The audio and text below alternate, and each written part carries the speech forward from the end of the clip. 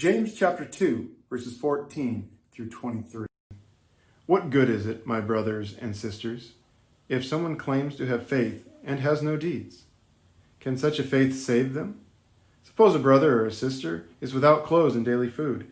If one of you says to them, "Go in peace, keep warm and well fed," but does nothing about their physical needs, what good is it? In the same way, faith by itself, if it is not accompanied by action, is dead. But someone will say, "You have faith, I have deeds." Show me your faith without deeds, and I will show you my faith by my deeds. You believe that there is one God. Good, even the demons believe that, and they shudder. You foolish person, do you want evidence that faith without deeds is useless? Was not our father Abraham considered righteous for what he did when he offered his son Isaac at the altar? You see that his faith and his actions were working together, and his faith was made complete by what he did. And the scripture was fulfilled that says, Abraham believed God, and it was credited to him as righteousness, and he was called God's friend. God bless this, the reading of his word. Heavenly Father, we thank you for our time together. May your words speak to our life. May we know that your Spirit is present. Fill us anew today. May we lean on you, for you are powerful. And we praise you for this in Jesus' name. Amen. Faith. Faith, faith, faith. Today we're not talking about faith. Today we are talking about action. Like lights, camera, action. No, a lot of us have gone to a point in our life where we have believed something. We have come to a point where we believe it so much to be true that we have faith in it. Start the car, we believe that it's going to drive. We have faith that it's going to do something. We believe this, so we do or don't do that. We believe this, so we do or we don't do that. There's so many things all around us that we believe. Faith is an integral part of our life, and God created us that way from the beginning. Now, I received a lot of people reaching out saying that they are not lazy. So as of last week, when I said stop being lazy, perhaps they aren't even watching. They heard it, they got offended, they're not even watching today. Maybe they're giving me a second chance, or maybe this is my third chance. Either way, for those of you who said, I'm not lazy, okay. What do your actions show? And too many times, a lot of us can point to a nice worn out spot in our living room couch. Maybe side of a bed. Maybe even there's a break room with your name on it that has a pillow hidden somewhere just for you. A lot of us have found ways to explain away our laziness. Now, mind you, some of you confessed, yes, I'm lazy, but you're really not doing anything about it. It makes you feel better to admit it. Great. Also, there are people who have admitted they're lazy, but are trying to do something about it. And there are other people who kind of said, I'm not lazy. I've been doing work for a long time and can back it up. I'm proud of you who can admit your laziness. I'm proud of you who are not lazy. And I'm proud of you who not only can admit your laziness, but can change. But those of you who just admit and leave it, we'll talk to you another time. Today, I want to push a few more buttons and maybe get a few more of you guys riled and upset and maybe even stirred up into action. Here. I don't want you to get confused with works. There's a phrase called works righteousness. Where you are saved or you are righteous because of the works or the deeds in which you do. So when you go here, and you go there, and you build this, and you do that, and you throw this. Oh, wait a minute.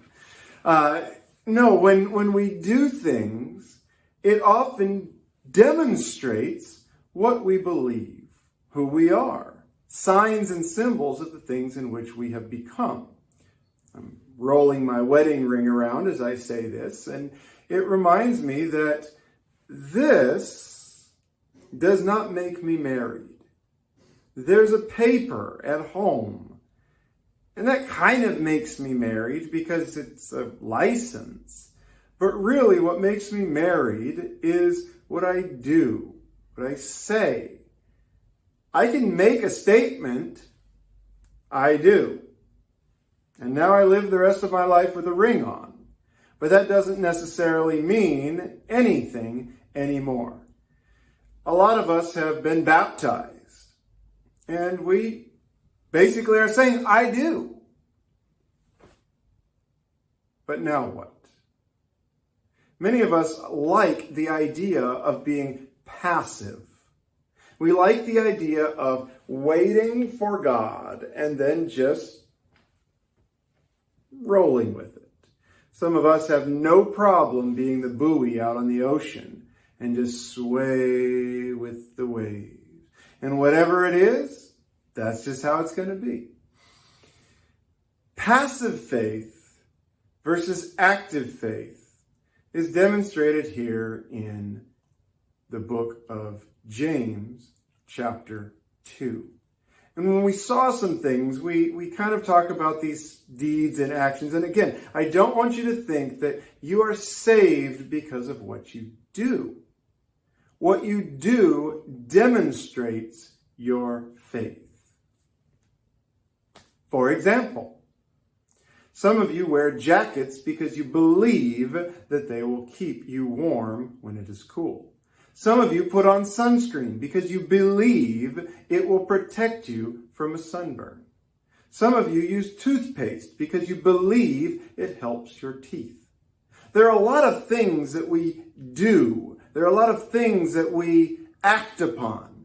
And we therefore have faith that the things in which we are doing matter or will have a result.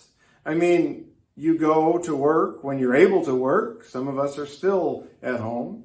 But when you go and you punch a time card or you do your thing, you hope, you have faith, and perhaps because of previous actions, you can truly believe that you're going to get paid for your work. We just had the tenting of the church done for the termites, as we've mentioned before, and we paid the person, but we didn't pay them the moment upon completion. We waited for a certification that everything was done, and then they gave us an invoice, and then we had to pay a bill. There are some things like restaurants that you eat your food, you get a bill, you don't have 30 days to pay it. You have 30 seconds, 30 minutes before you leave, you got to pay it. And so by you paying that bill, the restaurant kind of had faith that you were going to do that when it prepared its food for you. There's so many times, there's so many examples in life that you can just do what you're doing right now. If you are sitting down, you probably had faith that that chair was going to hold you, and you didn't feel around and hope that it was going to work. Pick it up, look under. We are people who live by faith all the time. When God created the world, He did not do so with faith being somewhere outside the realm of reality. Faith was put together from the beginning. God said something, and it happened. God told Adam, God told Eve, God told people, do this, and this will happen. And people had no need or even idea about deception, no need to figure out what that stuff is because it wasn't happening. And when it was said, it was believed that it would happen. I woke up this morning. I see you. It looks good. All right, I got faith that it happened. But as we look at things in a big picture, faith has become more of a state of mind than a state of reality. Yet it is the opposite. Faith is living, active, going, moving all the time. But when it is just a state of mind, when it was just something that we think about in social circles that are bigger than ours, or philosophical renderings, or gatherings around libations or other things that make us think we are smarter than we really are. But needless to say, faith is not a state of mind. Too many times we believe, and that's good enough. In fact, like the song said in the beginning, leaning on the everlasting arm, some of us just like to lean. And you know what? Sometimes leaning is okay because it's an actual action. You're doing something. You're leaning. You're not standing straight. You're pushing up against something. And this is okay. God has given us his hands to lift us up. But a lot of the times in our lives, we have become believers, but not doers. Because we're afraid to say, oh, well, if I do this, then that's what's going to get me into heaven. Do. I have enough do-dos. I have enough things that I have done that I now have access to heaven. And in fact, many of us, that's what it's all about, is getting into heaven. There's a problem with that way of thinking. Because if it's all about heaven, you're missing some important parts. Because we are told to live here on the earth. And then after it's done, then we get heaven. But we're told to live here, not get by here, but do. In fact, one of the things that Jesus said at the end was, go and make disciples of all nations. Go. Do. And many of us, going back to being lazy, it's someone else's job. And so when we look at a large set of doers, listeners, pretend we're not listening, we have a lot of different people in which we can draw from. And a lot of them are very good at going through the motions or just rolling with it. Because who knows, might happen, might not. If you're going to be a Christian, reading the Bible is part of it. But what else do you do? It's not about saying a prayer, reading a verse, and then taking a nap.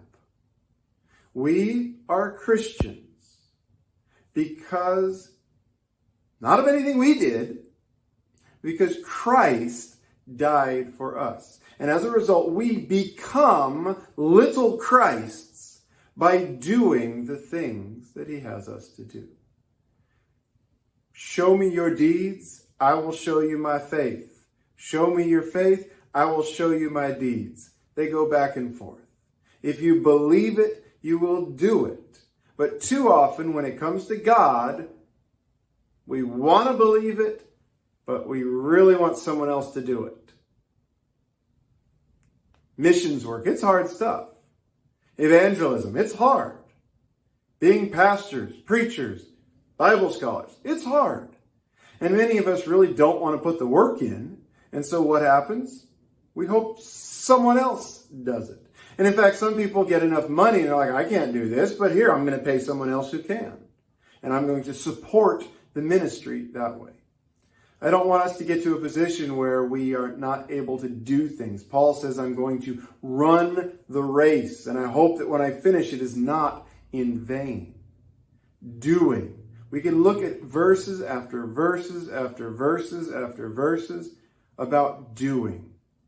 This is what you are to do. Love one another.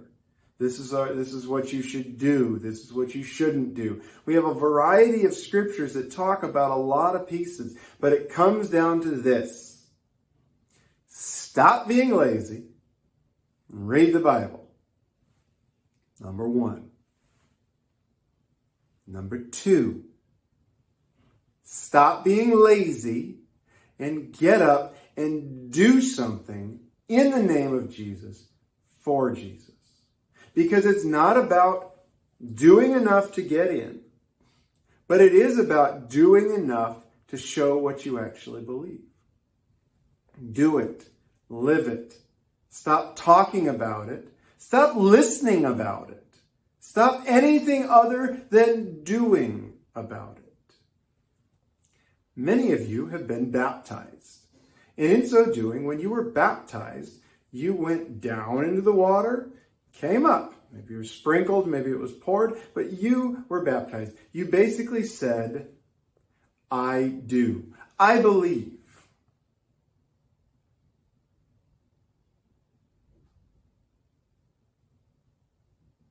And then you left it at that. Really?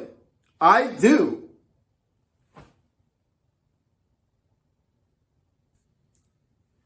So some of you have been baptized. And in your baptism, you made a statement, I believe. And it stopped right there. Some of you have been baptized, you did, and then you got beat down because it's hard, and you stopped. Some of you got baptized, you got moving, and then you didn't stop, but you didn't really go anymore. And some of you have been just slogging away and going and going. Don't get me wrong, there are people who actually do. But there are plenty of people who don't. And one of you who is listening today is probably one of those people who do. But there's probably at least 5 people, maybe 10 people for that one that don't. You want to. You got good intentions. You woke up. You almost opened the Bible. You opened the Bible, read a verse, and almost prayed. And then as you live your life, nothing. Do you share your faith? Is your faith who you are? Or is your faith in other things? I'm going to let you know a little secret here. People are going to let you down. Having faith in people, having faith in governments, having faith in anyone outside of Jesus is going to set you up for heartache. Now, Jesus says you're going to suffer if you follow me. There's 2 actions there, following, suffering. There's some more doing. And plenty of you have had sufferings for a lifetime. You can tell me hours upon hours upon hours about how bad you have had it. It's just uncanny. But if we focus on God for a minute and we say, what is it that you would have us do? That's a start. And if God tells you to do, to go, to move, then you got to do it. If God says, I see you, but I don't see you. I know that I heard you say I believe, but what are you doing about it? And I'm not trying to say that you're going to lose your salvation, but I am letting you know this. Anything in this life that you say you believe, that you support, whatever, your actions reflect it. It consumes you. Most of you believe the bank will repossess your house or your landlord will kick you out if you don't pay your rent. The bank will take the car note. Your clothes won't work, fit, be around. You got a lot of things that you believe will happen if you don't do certain things. So you are motivated to do them. Yet when it comes to God, your motivation wanes. Your motivation is left somewhere else. Your joy has been robbed. One of the signatures I have at the end of one of my email addresses is, be bold, be fearless, and let no one rob you of your joy. How often are the things that bring you happiness taken away? And is it because of your laziness? Because you're not doing? Are you not fighting for the things that you value? Are you fighting and you're tired of fighting because the other people are just not doing? I mean, how often do you think Jesus bashed his head up against a tree saying, "Why are these people so dumb?" Maybe he never said that. But you wonder how often Jesus was disappointed because of all the effort he put out and they didn't put back.